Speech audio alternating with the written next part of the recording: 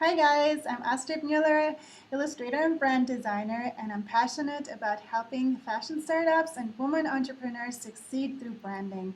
Today I have a very cool inspiration for you guys, which is a small brainstorming session that can help you save a lot of money. I'm inviting you today to brainstorm on which are your very best sales channels for your business. Here's why I'm inviting you to do that. This is actually based on one of my own experiences that I had with my jewelry line. And to quickly tell you, so last year I was one of the emerging accessory designers at Phoenix Fashion Week and in their emerging designer program. And as with every industry, there are always certain sales channels that are particularly typical and usually very good for a specific type of business. So for fashion designers and accessory designers, it's typically one of the sales channels to go to fashion boutiques or retailers and to strike up a relationship there and sell through those places. This was also what was recommended to all the emerging designers in the program, which is great. And I did all of that, and I got into 5 or 6 boutiques. I got interest from them, and it was a lot of hard work to get into them.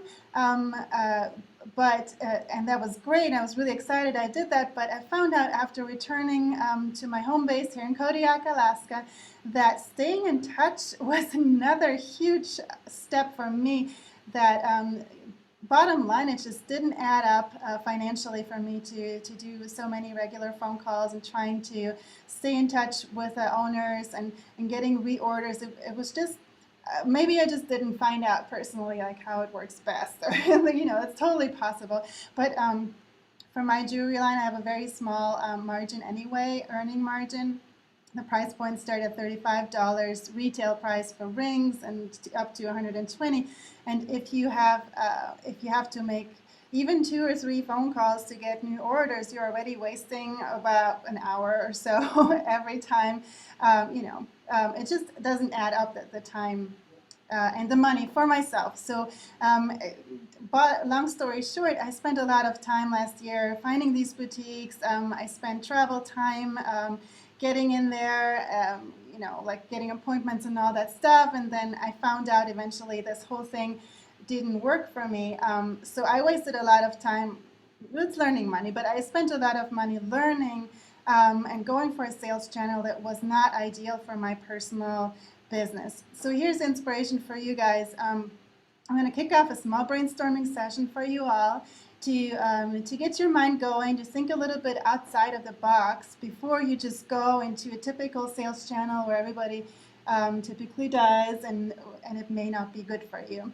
So let's start thinking about this here. First, I would start start a mind map maybe, and write down all the things that you're already doing and the sales channels that you plan on using or are already using, and kind of get down a status quo of what is working, what's not working, and what's done in the industry. So get the first ideas down, and if you're a fashion designer, it may be things like, typically you have your own website. Maybe you're already established and you have a brick and mortar store. You may do the thing with boutiques or retailers, online boutiques. That's actually a pretty good one. It turned out awesome for myself. There's this concept out there that there are new online boutiques springing up for accessory designers and sometimes for independent fashion designers. Styling You is one of those boutiques that is going to launch very soon. They sometimes have a dropship policy, so you still have a pretty high earning margin and you don't have any risk. You just ship from your own home, so this could be a great option for independent designers. Anyway, more typical things that you may have as a fashion designer is like showrooms, trade shows, pop-up stores, all those things. So write all of those down that you're already kind of familiar with, and then put that on a sheet of paper. Then take it a step further. And now dare to really think outside of the box for a moment and think unique concepts. So here we go. Here are a few inspirations in that direction. So you could piggyback on events. So think around things like Ladies' night out. Those are shopping concepts that happen sometimes in different cities. I, for instance, participated in a ladies' night out event in Burbank, California, in Los Angeles, where a whole neighborhood was under the theme Ladies' Night Out, and boutiques had the first Friday, I believe it was, they opened all the stores and did this event on the whole street, and one of the boutiques took my jewelry in, and I was part of this whole thing. So think what kind of events could work for you that you could piggyback on. Are there like ideas like trunk shows with other boutiques, or could fashion shows work for you and be involved in that?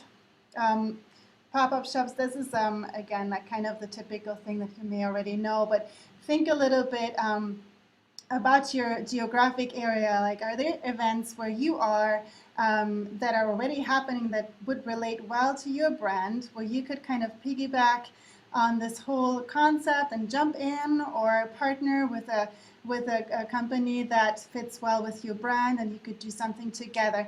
And why I'm inviting you to brainstorm around that is the cool thing with existing events is that you benefit of a lot of the marketing that's already been done by this event organizer. So if you do something on your own, you always have the big burden of really having to get people together and get it known, and don't underestimate that. That's a lot of work, and it's quite a risk to get enough people for things like that.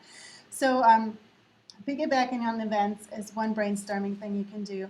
And now let's take it a step yet further and think about special shopping experiences. Is that something that you could develop for your own brand, something unique that people would talk about and people would love to come back to?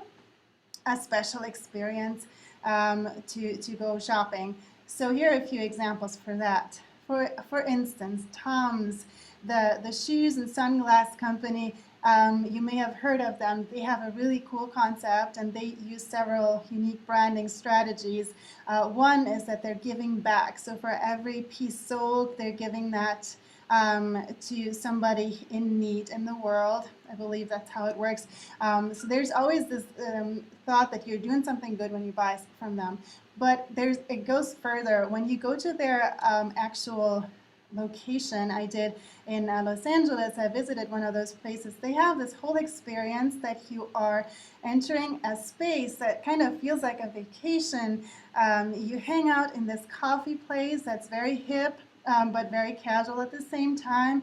They have like a lounge area where you can chill out. You feel like you're in Costa Rica and hanging out somewhere, And then they have the shoes and the fashion very casually but beautifully arranged. And this whole thing has a really special groove around it, and this world traveler sort of feel. So think about something like that for your own brand. Is there something that would really make sense for your brand to as an experience, a feeling? What brand feeling would you like to create when your customers shop from you, and how could you create that feeling? Can you incorporate that somehow in the shopping experiences that you're creating for your customers? And this could be either with another company, or in the future, if you have your own concept stores, that would be amazing, of course. But you can do that in many ways. You don't have to be a big brand. You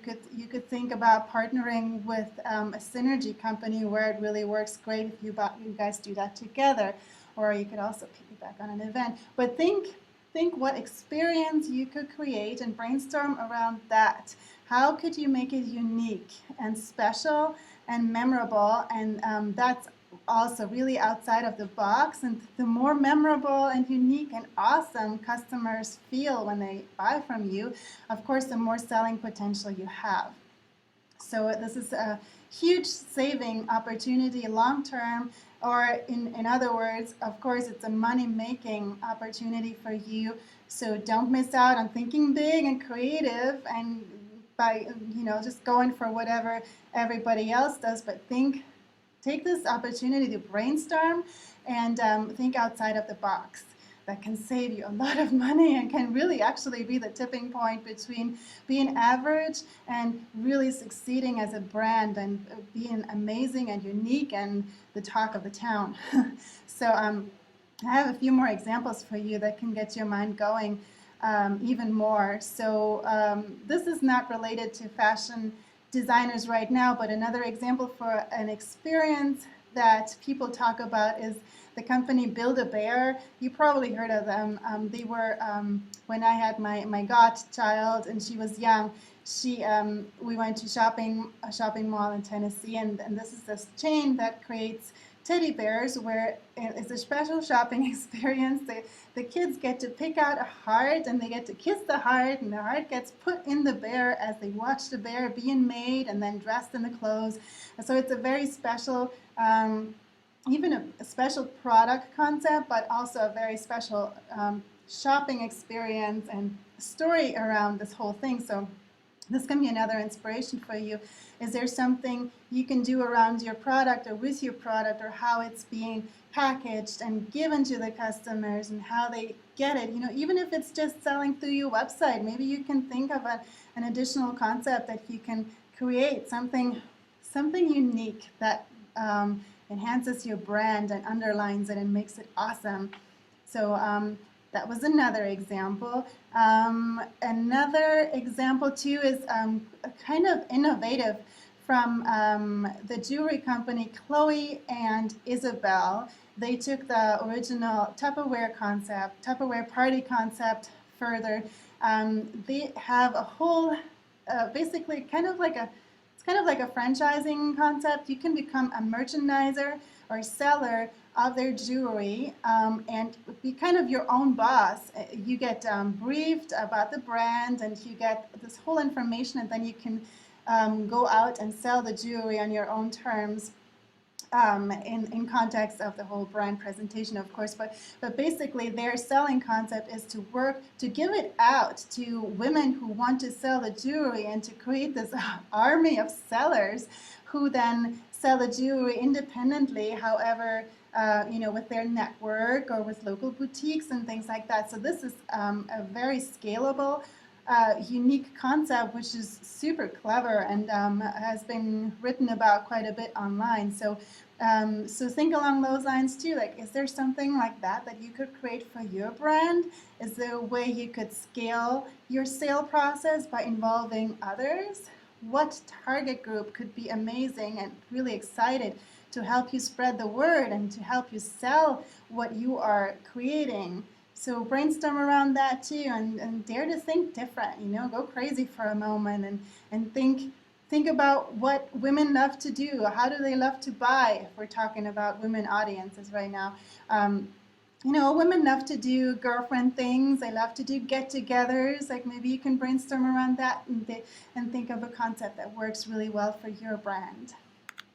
Let me see if there was any other. Yeah, there's other. You can take it further too and think, are there any synergy partners that you could really work well with that may not even be directly related to your brand? So for instance, with my jewelry line Possibility, there's this core belief in the brand that if you dream big and work hard, anything is possible. That's what I believe in, and that's what I'm just instilling in the brand. So I'm starting to create special events, and I'm just at the beginning of this, but the idea is this, that I will create Celebrate Possibility events, which will enhance the brand spirit and actually help women to dream big and believe in themselves and give them resources. So it's kind of a making the brand come to life and making what I believe come to life and getting women together and celebrating this whole idea. And this is kind of not a direct selling concept, but a brand enhancing project, which can then be used in events that also have the jewelry and can be shown on the website and kind of create excitement around the brand. So the idea here, think, is there something that you really believe in that you really want to make happen in this world, a mission, something you want to create, a powerful vision that you may have. Maybe you can create events around that and team up with universities like I do, where I'll get students together to help these particular fashion students and entrepreneurial spirited women, to get. Is there something like that that you could use? So think from your passion and what you like to make happen, and then brainstorm if there are partners or events you can create around that. So those are a few ideas for you that probably get your mind all crazy right now, but take a moment, go to a coffee place, an inspiring place, and start doing a mind map, and branch out and dream big. Think about the different possibilities. If you have a team, take somebody with and brainstorm with them, and then really after you have all these crazy and awesome ideas, then pick the best concepts that work for you or that look the most promising for your brand to sell your product.